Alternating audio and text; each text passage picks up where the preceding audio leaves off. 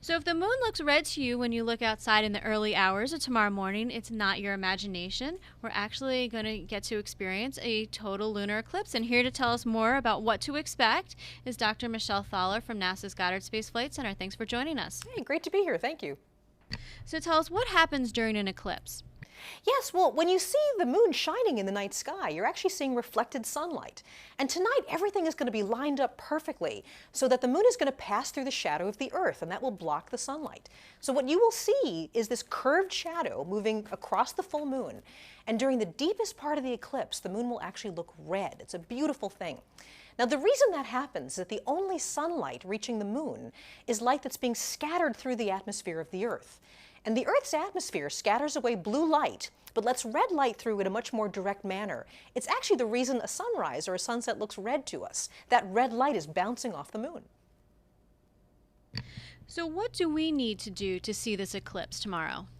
Well, you know, the wonderful thing about a lunar eclipse is you don't need anything special. You don't need a telescope or eclipse glasses. Just go outside and find the full moon.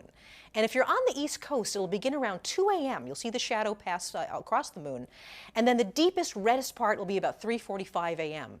So I'm going to set my alarm clock for about 3 a.m., get a cup of coffee, and sit back for a beautiful, free celestial show.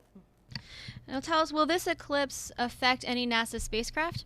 Well, yes, actually it does. Our spacecraft around the moon use solar batteries. They need solar panels and sunlight. So the eclipse will block the sunlight, meaning the batteries will run down. And of course, we at NASA are aware of this. We prepared for this. We're going to be monitoring the health of LRO, the Lunar Reconnaissance Orbiter, which is currently orbiting the moon, taking wonderful pictures. And exactly how the batteries respond to this darkness will even help us design better batteries in the future. Tell us, what are some of the things we're learning about the moon from the spacecrafts that are orbiting it? Well, the moon seems so familiar to us, but it turns out there's a lot to learn about its past, its evolution over time. LRO is returning gorgeous images of the entire surface of the moon, and to me they almost look like art. You can see all of the craters and the mountains. The scale of the moon is something that really impresses me. This is a crater called Tycho crater, and in the middle of the crater there's a mountain.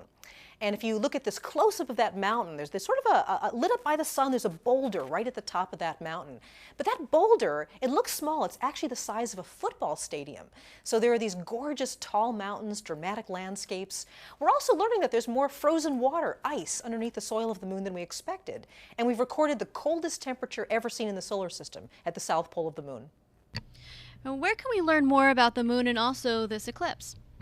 Well, definitely go to our website, nasa.gov/LRO for Lunar Reconnaissance Orbiter. And there you can see all of these beautiful images. You can learn more about when to view the eclipse and find out more about all the different things we're learning about the moon. Dr. Thaller, thanks so much for joining us. Thank you.